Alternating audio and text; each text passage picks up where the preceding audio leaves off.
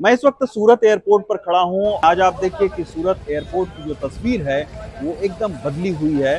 शानदार तरीके से जो है वो इस एयरपोर्ट को रीडेवलप किया गया है और ना सिर्फ रीडेवलप किया गया है बल्कि सूरत एयरपोर्ट रविवार से इंटरनेशनल एयरपोर्ट हो चुका है।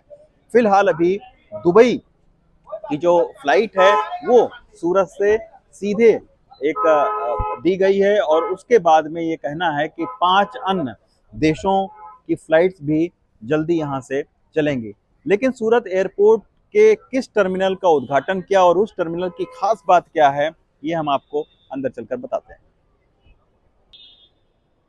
ये सूरत एयरपोर्ट के अंदर का नज़ारा है और सूरत एयरपोर्ट को इस तरीके से डिजाइन किया गया है कि जो सूरत की पुरानी जो विरासत है, रांदेर जो क्षेत्र है सूरत का, उसमें पुराने जैसे लकड़ी के घर बने होते थे और वो एक सूरत की सांस्कृतिक पहचान के तौर पर याद किया जाता है। तो उसी के तरीके से जो है वो सूरत एयरपोर्ट की डिज़ाइन की गई है। आज जो है प्रधानमंत्री नरेंद्र मोदी ने ये जो नया टर्मिनल है, ये आप देखिए, ये जो नया टर्मिनल है इसका आज उद्घाटन किया गया है।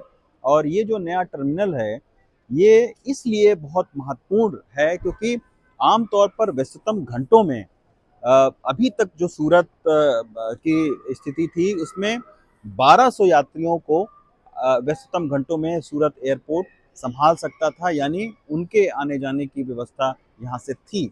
लेकिन अब जो है वो इसकी क्षमता बढ़ाकर 6000 तक ले जाने की संभावना है और ये 6000 तक जो है वो इनकी संख्या जा सकती है। सूरत के बारे में एक और ख़ास बात है कि सूरत एक ऐसा शहर है गुजरात का जो पुराने ज़माने में यहाँ से तमाम सारी जो है वो समुद्री जहाज आते थे।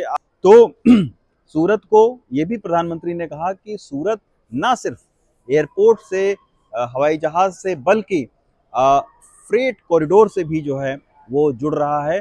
सीधे जो है उत्तरी और पूर्वोत्तर भारत को सूरत से जोड़ा जाएगा। साथ में जो मेट्रो ट्रेन है उसका भी जिक्र होता है कि जो मेट्रो ट्रेन का रूट है उसमें भी सूरत एक अहम पड़ाव है।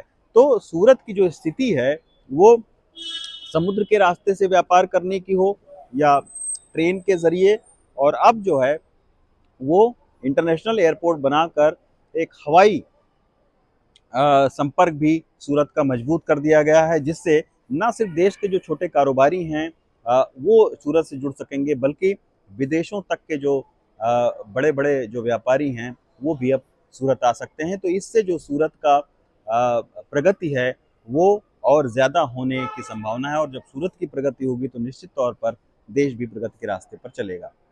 सूरत एयरपोर्ट से रवीश रंजन शुक्ला, एनडीटीवी इंडिया।